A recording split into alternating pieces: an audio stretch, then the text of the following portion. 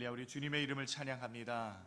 우리를 사랑하셔서 은혜로 구원을 베푸신 우리 주님께서 이 시간 우리와 함께하여 주시는 줄 믿으시길 바랍니다.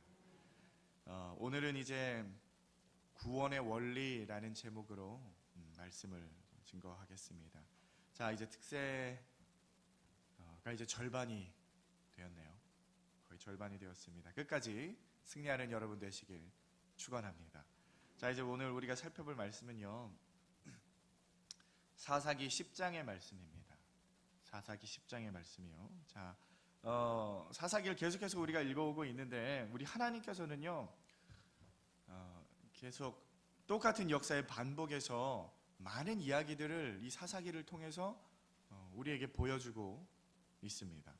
사사기를 이제 우리가 절반을 왔어요. 21장까지인데 이제 10장까지 왔습니다. 근데 여호수아가 하나님의 부름을 받고 이제 세상을 떠난 후에 이스라엘 백성들이 패역합니다. 죄를 저지러요. 그래서 하나님께 부르짖었더니 하나님이 세우신 사사들이 또 일어나서 그 이스라엘 백성들을 구원하시고, 또 한동안 괜찮았다가 또 사사가 죽으면 또 까먹고, 또 범죄하고, 또 고통당하고, 또 사사가 세워지고, 이러한 악순환의 사이클이 계속해서 이어져 오고 있는 것입니다.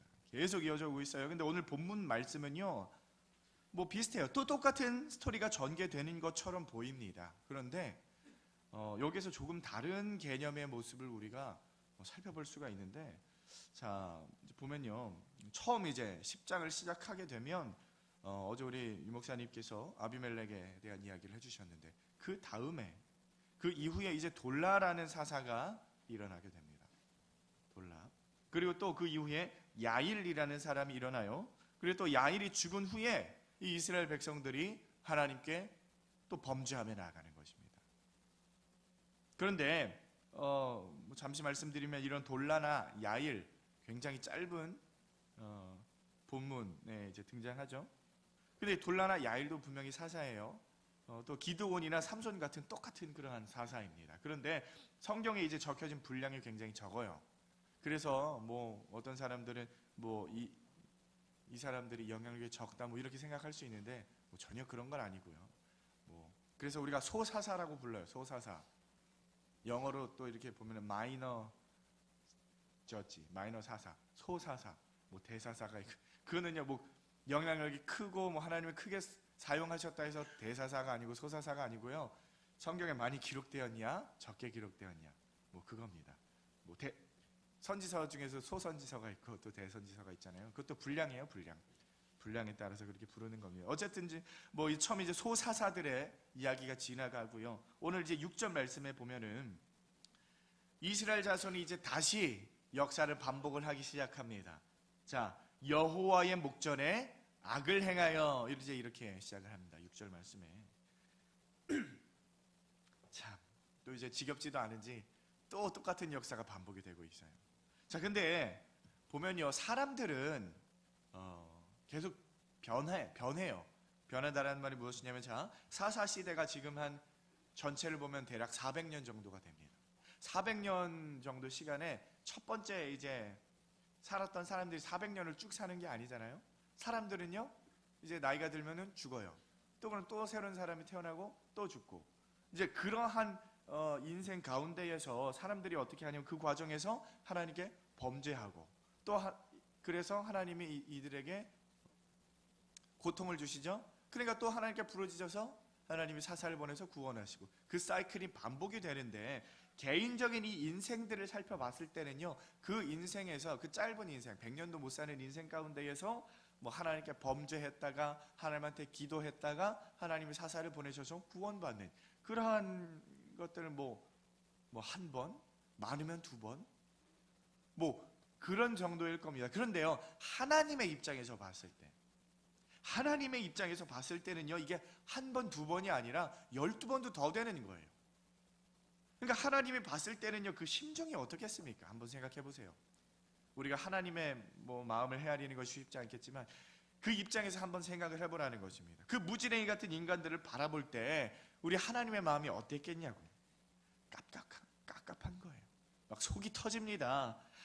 이 백성들에게 하나님의 하나님 되심, 또 하나님의 그 구원자 되심, 그걸 막 가르치고 또 가르치고 또 가르치고 또 가르치고 역사를 통해서 계속 가르치고 계세요.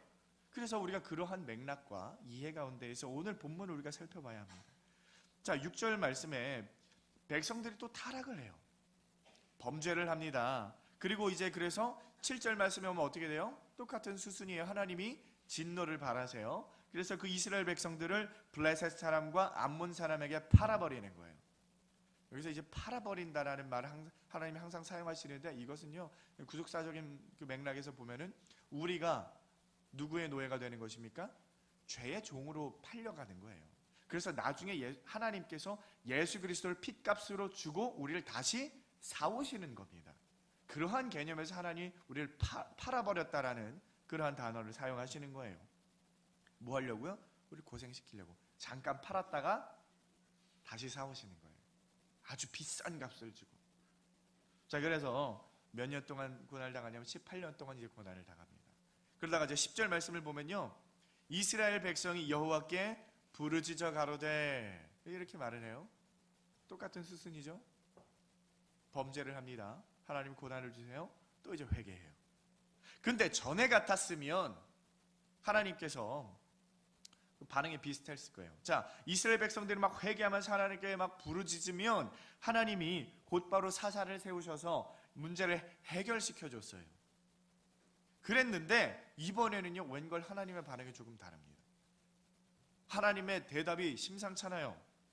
자, 우리 어떤지 한번 볼게요. 11절 말씀부터 우리 한번 쭉 읽어보겠습니다. 14절까지 우리 한번 읽어보겠습니다. 시작. 여호와께서 이스라엘 자손에게 이르시되 내가 애굽 사람과 아모리 사람과 암몬 자손과 블레셋 사람에게서 너희를 구원하지 아니하였느냐? 또 시돈 사람과 아말렉 사람과 마온 사람이 너희를 압제할 때에 너희가 내게 부르짖음으로 내가 너희를 그들의 손에서 구원하였거늘 너희가 나를 버리고 다른 신들을 섬기니 그러므로 내가 다시는 너희를 구원치 아니하리라. 가서 너희가 택한 신들에게 부르짖어서 너희 환난 때에 그들로 너희를 구원하게 하라.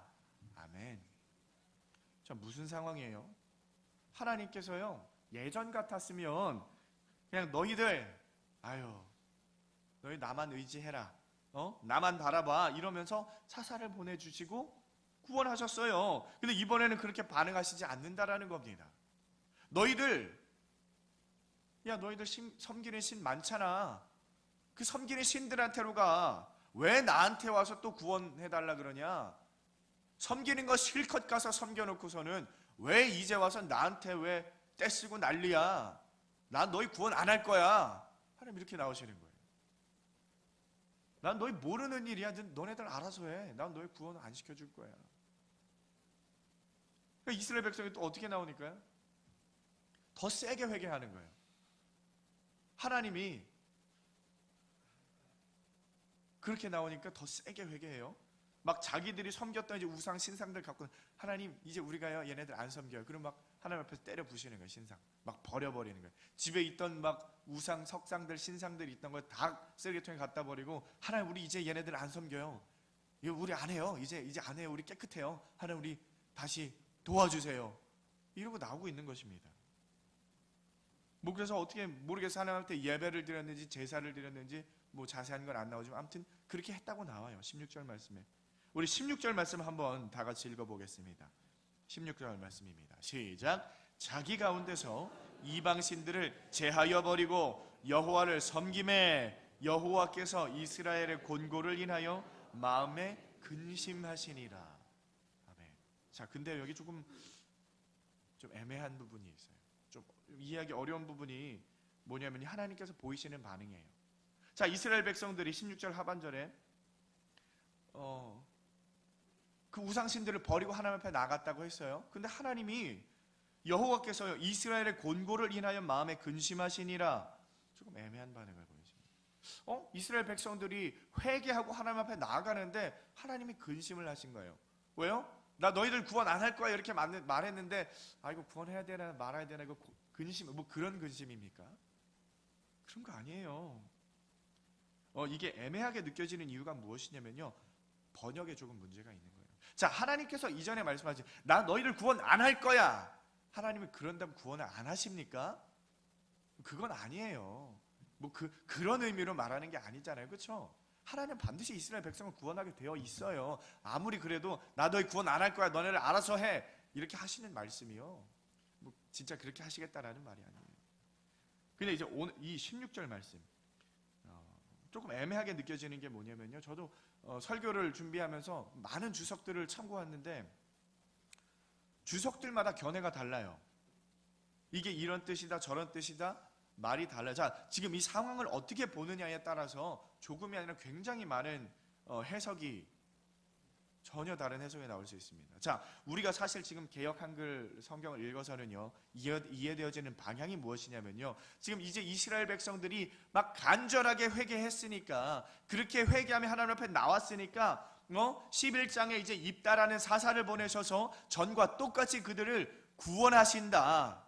아무 생각 없이 그냥 읽으면 그렇게 그냥 이해하고 넘어갈 수 있어요. 그런데 우리가 좀 냉철하게 이 부분을 살펴봐야 합니다. 자, 일단요, 지금 이대로 지금 살펴보면요 어떤 상황이냐면, 원래 하나님은요 이번에는 너무 화가 나셔서, 너무 많이 화가 나서 이 백성들을 구원해 줄 마음이 없었는데 막 이렇게 간절하게 매달리고 나오니까 마음이 막 고민이 되어서 구해 줄까 말까 막 그러는 것 같단 말입니다. 이렇게 읽어보면.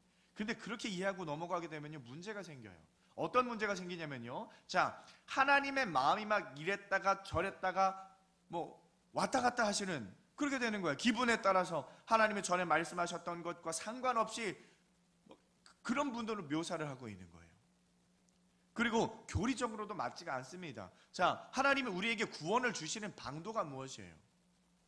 하나님이 우리를 어떻게 구원하십니까? 막 잘못했다고 싹싹 빌고 우상도 부셔버리고 집에 있는 신상을 다 갖다 버리고 뭐 하나님이 그러면은 너 잘했다, 내가 너 구원해 줄게, 그렇게 주시는 게 구원입니까? 우리가 뭔가 하나님 앞에 막 이렇게 하고 저렇게 하고 막 그렇게 해서 얻어내는 게 구원이라는 말이에요. 구원은 그렇게 주어지는 게 아니에요. 구원은, 자, 우리가 막 이렇게 하고 저렇게 하고 분주하게 움직이고 하는 척을 하고 그래야만 베풀어 주시는 게 구원이 아니라는 말입니다. 구원은요 우리들의 어떠한 부르짖음과 행위에 관계가 없는 것 아니에요. 관계가 없어야 돼요. 그것과 구원은요 우리 만유의 주제이신 하나님께서 하나님의 작정하심으로 말미암아 하나님의 택한 사람을 아무런 조건 없이 은혜로 건져주시는 거, 그게 구원 아닙니까? 그게 구원이에요. 그게 우리 마음 가운데 하나님께서 성령님을 뚫고 들여오셔서 그 사람의 완악한 마음을 깨뜨려 버리시고 그 속에 예수 그리스도를 심어버리는 거예요. 그게 구원입니다. 그게 구원이에요. 그래서 우리는 그 구원을 뭐라고 불러요? 은혜라고 부르는 거예요. 나같이 완악한 사람 가운데 예수 그리스도께서 오셔서 나는 거절할지라도 거부할지라도 그 거부할 수 없는 성령의 충만하심을 허락하여 주셔서 마음을 깨뜨려 버리시고 우리가 하나님 앞에 나와서 자복하게 만들어 버리시는 거, 그게 구원입니다. 여러분이 뭐 잘났어요? 여러분 뭘 잘했습니까? 그래서 하나님이 너 잘했다, 너한테 성령 허락해 줄게, 너한테 예수님이라는 거 허락해 줄게, 너 이거 한번 믿어봐라, 그럼 구원해. 안 그러셨더라고요. 그게 아니라는 거예요. 그게 아니에요. 자, 지금 이 모습을 한번 보세요. 하나님은요 좌우지간 이 이스라엘 백성들을 무슨 일이 있더라도 구원을 하실 수밖에 없어요. 구원을 하셔야만 하시는 분입니다. 왜 그런 줄 아십니까? 우리 하나님은요 미쁘시고 의로우시기 때문에. 자, 그게 무슨 말인 줄 아세요? 하나님 잘못했어요, 나 용서해 주세요, 나 이거 잘못했는데 하나님 간절하게 회개합니다, 잘못했어요. 자, 하나님이 미쁘셔서 정말 사랑이 많으셔서 그냥 그래 너 잘못했는데 너 죽어야 되는데 너 지옥 가야 되는데 내가 용서해 줄게, 그렇게 용서하십니까? 그러면 미쁘시고 의롭다라는 말은 뭐예요? 의롭다라는 것은요 죄를 졌으면 그래 너 죄 졌지, 죄값 받아라, 죄값 받아야 돼, 이게 의로운 거예요. 그러니까 하나님의 공의라는 게 뭡니까? 하나님의 공의로움에 의해서 모든 인류는요 죽어야만 하는 것인데 근데 지금 와서 이렇게 해가지고 하나님 우리 잘못했어요 말하니까 하나님 구원해 주세요. 이건 교리하고 맞지 않잖아요. 하나님의 성질하고 맞지 않는 거예요. 하나님이 왜 이스라엘 백성을 구원하셔야만 하는 줄 아십니까? 하나님은요 이스라엘 백성하고 약속을 맺었어요.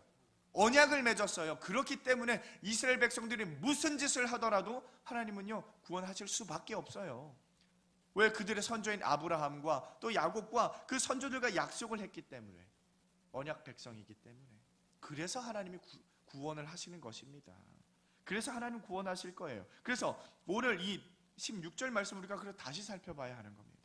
16절 말씀. 자, 여기에서요 16절 한번 보면요, 여호와께서 이스라엘의 곤고를 인하여 마음에 근심하시니라라는 말이 나옵니다. 근데 여기서 곤고라는 단어는요 히브리어로 아말이라는 단어입니다. 뭐 곤고, 고난이라는 뜻도 있지만 다른 뜻으로요 노력이라는 뜻이 있어요. 노력하는 거예요. 노력. 무슨 노력? 지금 누가 노력하고 있어요? 이스라엘 백성들이 노력하고 있잖아요. 무슨 노력이요? 하나님 앞에 막 잘 보이려고 하는 노력을 하고 있어요. 우상들을 깨뜨려 버려요. 막 회개하는 척을 합니다. 지금 쇼하는 거예요. 하나님 앞에 회개하는 척하는 거라고요. 그 노력을 하나님께서 어떻게 한대요? 근심하시니라. 근심하다라는 말은요 히브리어로 카짜르라는 단어예요. 이 단어는요 다른 성경에 어떻게 쓰였냐면요, 스가랴서 11장 8절 말씀에 이렇게 말씀합니다. 읽어드릴게요. 한 달 동안에 내가 그 새 목자를 끊었으니 이는 내 마음에 그들을 싫어하였고 그들의 마음에도 나를 미워하였음이라. 이렇게 나와요. 하나님이 그들을 싫어했대요. 싫어하다. 내 마음에 그들을 싫어하였다. 싫어하다. 짜증낸다. 진절야나게 미워한다. 그 말이에요. 그 말. 그 말이 카짜르예요. 그러니까 지금 하나님께서 하시는 말씀은 뭐예요? 그들의 노력을 뭐 한다고요? 싫어한다. 짜증내신다. 진절이 내신다. 그런 말이에요. 그래서 16절 우리가 다시 해석을 해보면요, 이방 신들을 제하여 버리고 여호와를 섬김에 여호와께서 이스라엘의 그 노력을 인하여 마음에 진저리가 나시더라. 미워하시더라. 짜증내 하시더라. 무엇을요? 그 이스라엘 백성의 회개하는 척하는 모습을 보고. 자, 여러분 이게 왜 회개하는 척인 줄 아십니까? 왜 그 한 절만 보면 회개하는 척인지 진짜 회개하는 줄 몰라요. 모르는데 이 사람들이 진심으로 회개를 했는지 안 했는지는 어떻게 하냐면요, 이 맥락 그대로 11장으로 가봅니다. 11장에 가면요 시작하자마자 누가 나오냐면요 입다라는 사람이 나와요. 입다. 자, 그래서 우리 말씀을 한번 볼게요. 성경을 한번 넘겨보시면 11장 5절 말씀을 우리 한번 보겠습니다. 11장 5절과 6절 말씀을 우리 한번 같이 읽어보겠습니다. 시작. 암몬 자손이 이스라엘을 치려할 때에 길르앗 장로들이 입다를 데려오려고 돕 땅에 가서 입다에게 이르되 우리가 암몬 자손과 싸우려 하나니 당신은 와서 우리의 장관이 되라. 아멘. 자, 지금 이게 무슨 상황이냐면요, 이스라엘 백성들이 좀 전에 누구한테 막 매달렸습니까? 하나님한테 매달렸어요. 하나님한테 막 회개하면서 매달리고 기도하고 예배드리고 뭘 했는지 아무튼 했어요. 하나님을 섬겼대요. 그런데 진짜로 암몬 자손이 이스라엘을 치려고 하는 긴박한 상황 가운데에서 급한 상황이 오니까 이 이스라엘 백성의 장로들이 어딜 갑니까? 깡패 집단의 우두머리를 찾아가는 거예요. 그게 입다거든요. 그래서 입다한테 야, 우리를 좀 구해줘라. 너 우리의 머리가 되라. 우리의 장관이 돼서 우리를 좀 구해줘라. 지금 그러고 있는 거예요. 자, 진정으로 회개하고 돌이킨 자들이라면 이러한 상황 가운데에서 어떻게 해야 돼요? 하나님께 번제 드리고 하나님 앞에 간구함으로 나가고 하나님 앞에 기도하면서 도와주세요. 하나님 우리들에게 말씀해 주세요. 우리는 뭘 해야 되는지 모르겠습니다. 하나님께서 오셔서 싸워주시고 하나님 우리를 도와주세요. 그렇게 해야 되는 거예요. 근데 그렇게 합니까? 안 합니까? 안 하잖아요. 안 해요. 누굴 찾아갔어요? 입다를 찾아가는. 그러니까 아까 그 모습들이 어떤 모습이었다라는 거예요? 가식인 거라는 거예요. 가식이었다라는 거예요. 가짜였다라는 거예요. 그래서요 결국 하나님은요 이 입다를 그냥 사사로 세워주세요. 사실 하나님께서 세우시는 건 아니에요.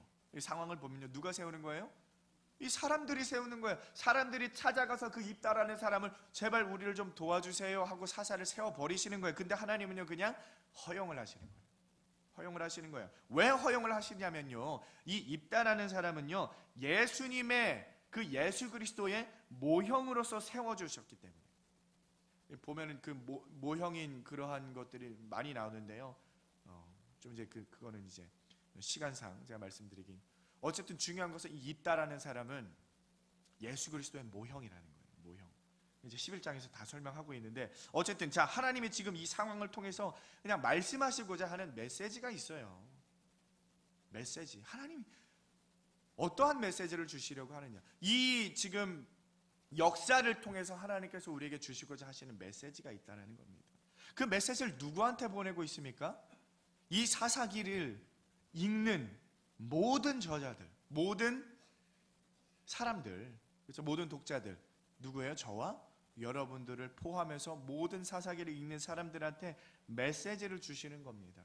하나님께서 우리에게 어떠한 메시지를 주시고자 하냐? 그 메시지가 무엇이냐면요, 자, 이미 우리는 사실 다 알고 있는 메시지예요.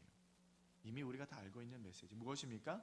너희들의 그 가증스러운 부르짖음에 의해서 구원이라는 게 허락되는 게 아니다.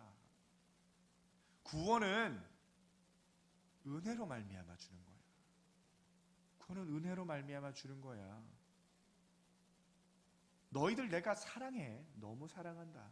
하지만 너희들이 뭘 그렇게 했다고 해서, 너희들이 뭘 어떻게 했다고 해서 내가 너희를 사랑하는 게 아니야. 난 그냥 너희를 사랑하는 거야. 그걸 우리한테 말을 해주는 거예요. 사랑하는 성도 여러분, 회개가 무엇입니까? 회개. 지금 이스라엘 백성들이 회개를 한답시고 회개를 뭔가 했어요. 근데 그게 하나님 앞에 상달이 됩니까? 하나님 앞에 받아들여졌어요? 그렇지 않았다라는 겁니다. 뭔가 죄를 지었으면, 아이고 하나님, 내가 하나님 앞에 죄 지었네요. 아유 하나님 죄송해요. 하나님 잘못했어요. 용서해 주세요. 다시는 안 그럴게요. 여러분, 그게 회개입니까? 그게 회개예요? 글쎄요, 그거는요 우리는 사과라고 불러요. 사과. 회개하고는요 천지 차이예요. 회개는 그런 게 아닙니다. 진정한 회개라는 것은요 그런 게 아니에요.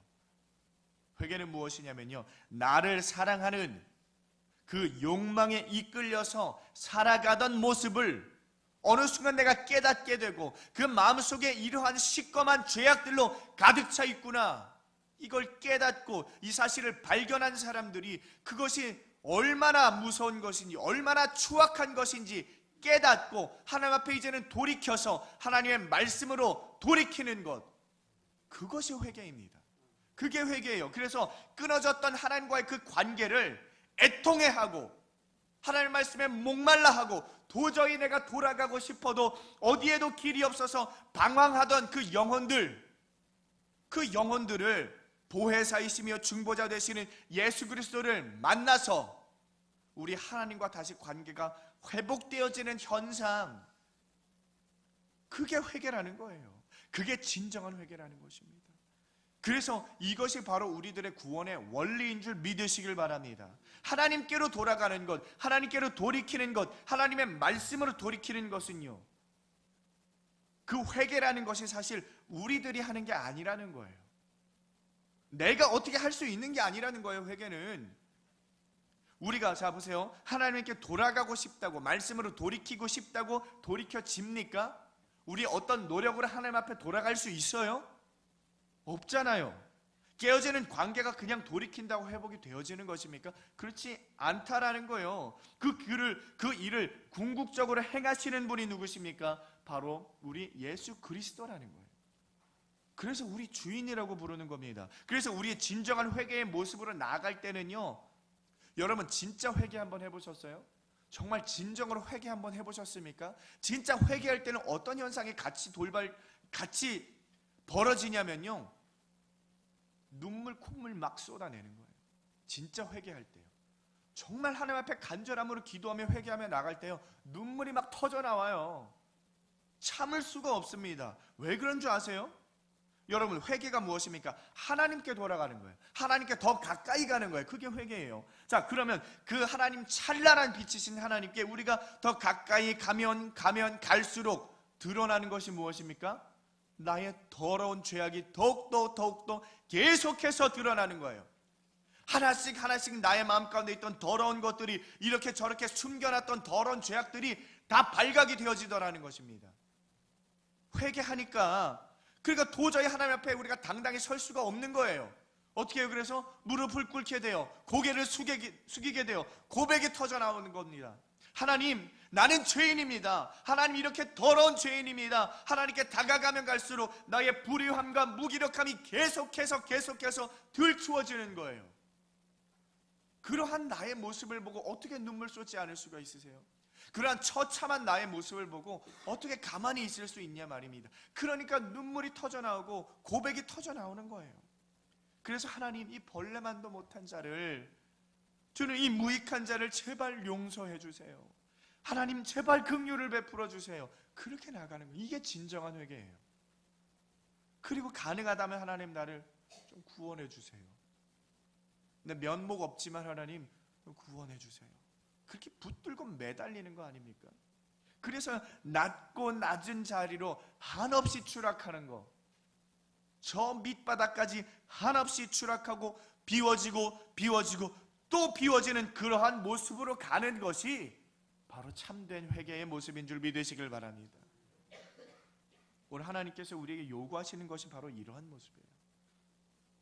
그게 하나님께서 우리에게 요구하시는 겁니다. 세상에 어떠한 힘과 능력을 기대는 것이 아니라 오직 은혜를 베풀어 주시는 그 하나님께만 전적으로 의지하고 매달리는 것, 그것이 하나님께서 우리에게 요구하시는 바라는 것. 그래서 우리가 막다른 길을 만났을 때 하나님의 일하심으로 말미암아 그 앞이 벽이 터져버리는 기적을 경험하면서 더욱더 하나님만을 붙드는 그러한 삶을 우리에게 요구하신다라는 것입니다. 사랑하는 성도 여러분, 여러분 마음속에 간절함이 있으십니까? 갈급함이 있으십니까? 하나님 앞에 나아가시길 바랍니다. 하나님 앞에 내려놓으시길 바랍니다. 내가 붙잡고 있던 모든 것을 이제는 내려놓고 우리 하나님만 붙잡으시길 바랍니다.